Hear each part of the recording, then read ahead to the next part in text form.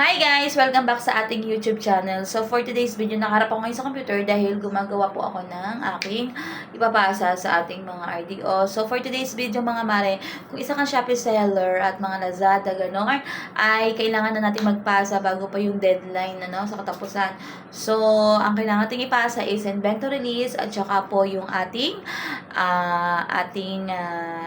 sworn declaration. So mga mare, kung kayo ay gagawa ng no ending inventory, ganito yung magiging format ninyo guys. So, ganito guys yung ating itsura ng ating inventory list, kapag no ending inventory kayo, So, guys, ito is formatted na i-edit nyo lang din siya. And then, dito guys, ilalagay nyo yung company, yung name of business ninyo. And then, mga editable naman guys, ito yung petsa, lalagay nyo. And then, ayan, tapos sa gitna niya nakalagay no ending inventory mga mare, ayan.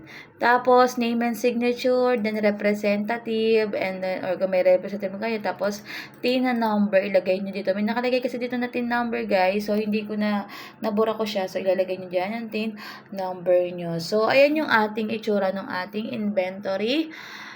No ending inventory list.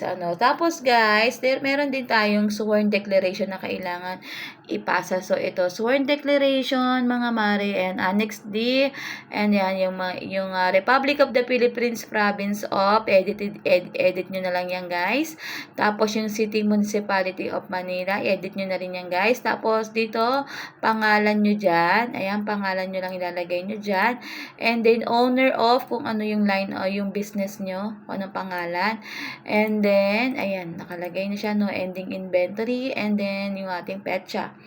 Pagkatapos, pagdating mo dito sa dulo, mga mari ko, ayan, name, signature, and authorized representative, or yung inyong signature, tapos yung inyong TIN number, Tapos, kailangan nyo siyang ipanotaryo. I think it's 200 pesos. And ang kailangan yata is 3 copies. So, 3 copies yung ipapanotaryo nyo.